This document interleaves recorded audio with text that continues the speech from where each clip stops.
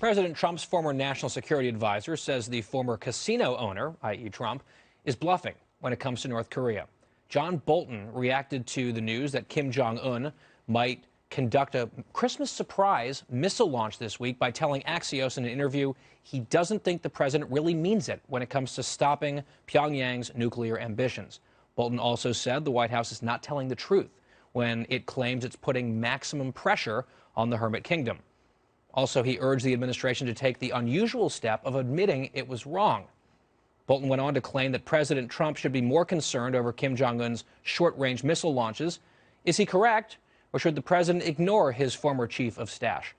Here with me now is former Trump Deputy National Security Advisor and author of the forthcoming book, Revolution: Trump, Washington, and We the People. It's KT McFarland. KT, it is great to see you. Merry Christmas.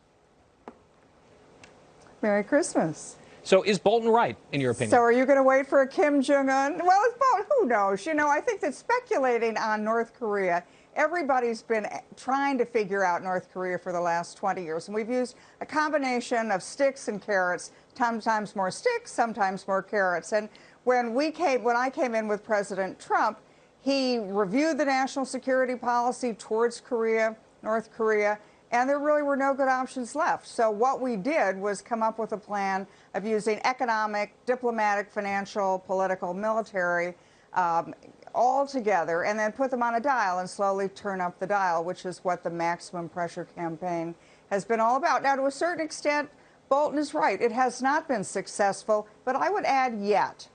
And here's why. Because a lot of what North Korea can do right now and get away with doing is because it's underwritten by China and by Russia.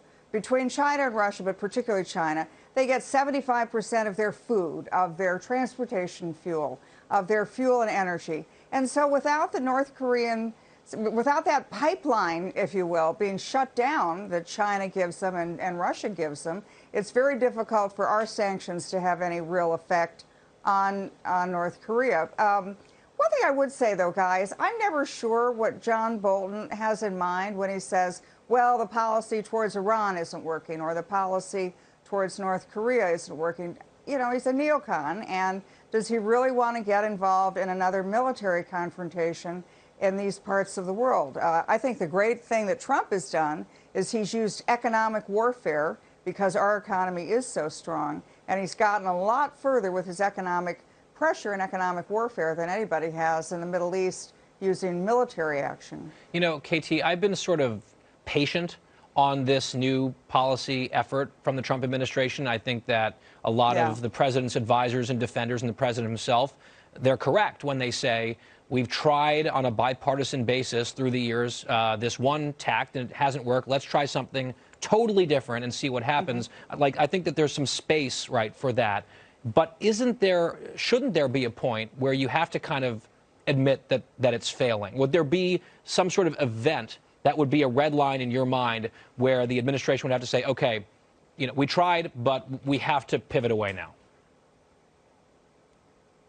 Well, I don't know. You say that you'd pivot away. I think that, yeah, I would agree that why not say that it hasn't been as successful as we've wanted?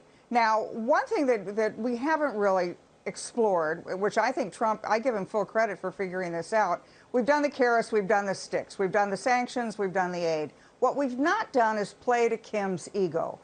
And I think Trump has figured out that with Kim, he doesn't care about his people, he cares about himself. And so it's always going to be personal with him. It's always got to be something that appeals to him personally and to his ego. And I think Trump, by having him come to these summit meetings, by meeting him in person and giving him a certain amount of stature, it's something that Kim craves. But at the same time, it's something that can be pulled away very quickly. And then Kim is left all by himself in the Hermit Kingdom, hanging around with the sympathetic generals. Yep. So right back to where he was, and having had a taste of what it could be like. And I think that's term two, that Trump can pull the rug out from under the North Koreans. KT, very quickly here, the president just signed new sanctions against the Russian gas pipeline. Yeah. This was not welcome news in the Kremlin. Quickly, your analysis of that move. Right thing to do.